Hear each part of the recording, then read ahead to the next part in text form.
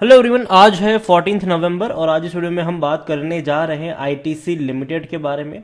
देखिए, 350 रुपए के आसपास आईटीसी का जो शेयर है ये अभी ट्रेड कर रहा है और देखा जाए तो एक झटके में एक बहुत बड़ी तेजी इसने दिखाई जरूर थी, लेकिन उसके बाद अगर आप देखो तो ये इसी रेंज के आसपास फंसता हुआ नजर आ रहा है। आज डेफिनेटली 2.5% की गिरावट जरूर है, लेकिन पिछले एक महीने में भी अगर आप देखोगे तो तकरीबन 4.5% का ग्रोथ है। तेजी आई, लेकिन 350 के आसपास ये थोड़ा सा फंसता हुआ नजर आ रहा है।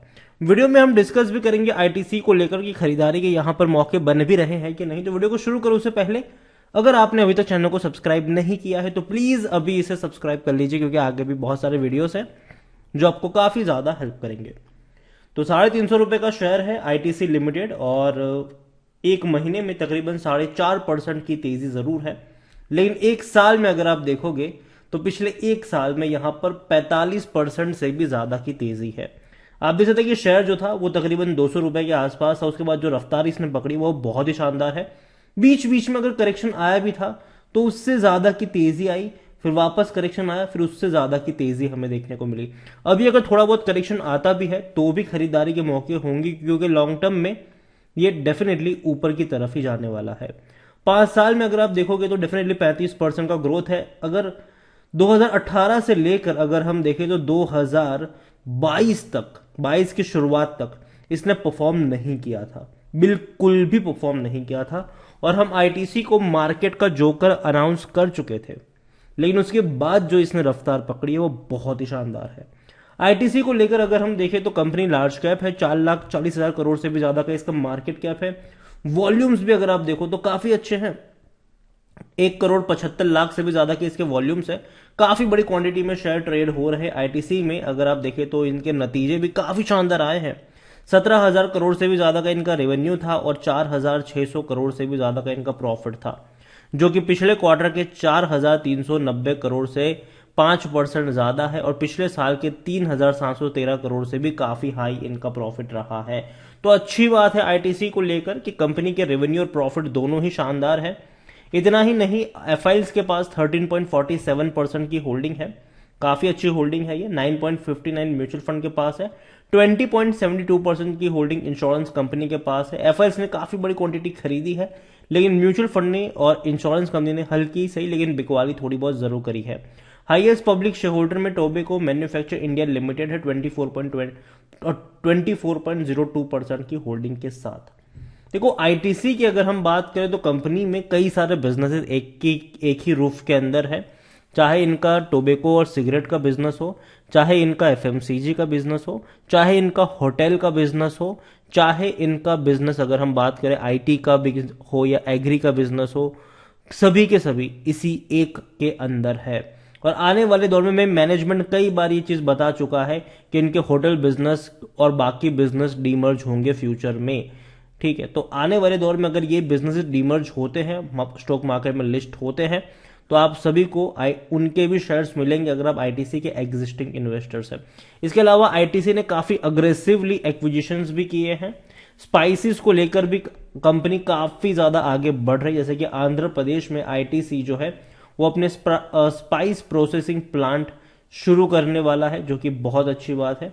यहां पर अगर आप बात करो तो जो एक्सपोर्ट ओरिएंटेड स्पाइसेस हमें देखने को मिलते हैं आंध्र प्रदेश के गंटूर में पूरी फैसिलिटीज यहां पर देखने को मिलने वाली है। और the mega facilities will have processing line for turmeric, chili and blended spices with annual capacity of 20,400 metric ton of spices. The company that sells package food and operate hotel in India said. तो देखो, ITC की अगर हम food की भी बात करें तो कई सारे पैकेज फूड भी आईटीसी बनाती है और ये फूड जो है वो एक्सपोर्ट भी करती है। यूरोप से लेकर यूएस से लेकर कनाडा, ऑस्ट्रेलिया, चाइना में ये सारी चीजें एक्सपोर्ट भी होती है। तो पैकेजिंग फूड डेफिनेटली आईटीसी के लिए आने वाले दौर में अच्छा कह सकते हैं कि यूनिट साबित हो सकता है इनका। स्पाइसेस में भी कंपनी काफी अच्छा कर रही है। ऑल अगर हम ओवरऑल बात करें तो डेफिनेटली इनका जो एफएमसीजी वाला बिजनेस है मुझे ये पसंद आता है और वहां पर मैं काफी ज्यादा बुलिश भी हूं। आईटीसी में हम देखने की कोशिश करेंगे तो कंपनी में according to Moneycontrol user सिर्फ 15% लोग ही है जो बेचने की बात कर रहे हैं, वरना हर कोई कह रहा है खरीदो, खरीदारी करी है तो बने रहो। टारगेट्स भी जो बड़े बड़े ब्रोकरेज फर्म ने दिए हैं वो 400 रुपए के टारगेट्स नजर आए, चाहे मोतीलाल ओसवाल की बात करें, आईसीआईसीआई डायरेक्ट की बात करें या फिर केआर चौकसी की बात करें। आईटीसी में कंपनी में रिजल्ट्स अच्छे आए हैं, अच्छे रेवेन्यू हमें देखने को मिले हैं। 50,000 करोड़ से भी कम के रेवेन्यू 60,000 करोड़ से भी ज़्यादा पहुंच चुके हैं। प्रॉफिट भी अगर हम देखें तो ये भी अच्छे खासे हैं और अभी इनका जो प्रॉफिट है वो और बेहतर होने वाला है आने वाले दिनों में। कंपनी के डिविडेंड की भी बात करें तो कंपनी बेहतरीन डिविडेंड पे करने वाली कंपनी है। इस साल 2 बार इसने आपको डिविडेंड पे किया है, पहले 5 रुपये 25 पैसे, फिर 6 रुपये 25 पैसे, कुल मिलाकर 11 रुपये 50 पैसे का इसने डिविडेंड पे किया है। पिछले साल भी इसने 2 बार आपको डिविडेंड पे किया था, पहले 5 रुपये फिर 5 रुपये 75 पैसे। तो अच्छा डिविडेंड है ये। इवन उससे पहले भी 10 रुपये 15 पैसे का डिविडेंड था। तो कंपनी काफी अच्छा डिविडेंड पे करने वाली कंपनी है। आईटीसी में हम नजर करेंगे तो कंपनी में खरीदारी के मौके भी है, क्योंकि शेयर ओवरबॉट जोन में नहीं है, कोई भी रेड फ्लैग नजर नहीं आ रहा है, अच्छा डिविडेंड पेइंग शेयर है, लॉन्ग टर्म में पैसा बना कर दिया है। 29 का पी रेशियो है, सेक्टर पी 49 का है।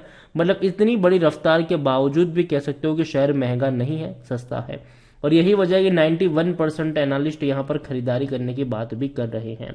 शेयर होल्डिंग में अच्छी खासी क्वांटिटी में म्यूचुअल फंड, डोमेस्टिक और एफआईआईस नजर आ रहे हैं।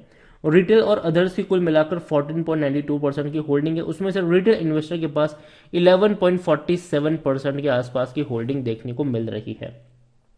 तो ओवरऑल आईटीसी अब तक मार्केट का जोकर था, लेकिन अभी काफी स्ट्रांग पोजीशन पर हमें आईटीसी का शेयर देखने को मिल रहा है, जो कि बहुत अच्छी बात है। और यही कहूंगा कि पोर्टफोलियो में है तो रखे रहो।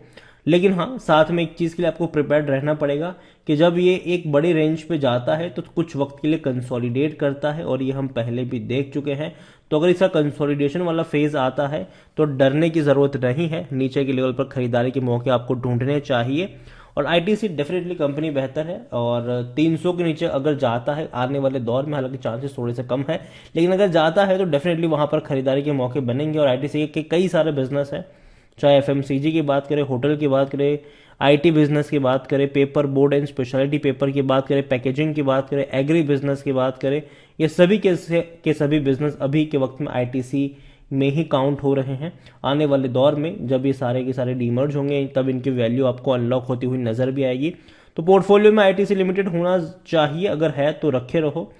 फ्रेश बाइंग की जहां तक बात है तो किसी एक रेंज पर बहुत सारे शेयर्स मत खरीद लेना, थोड़ी सी क्वांटिटी ऐड करो, और हर 20-30 रुपए की गिरावट पे अगर आप चाहो तो इसको लॉन्ग टर्म के लिए एवरेज करके चल सकते हो।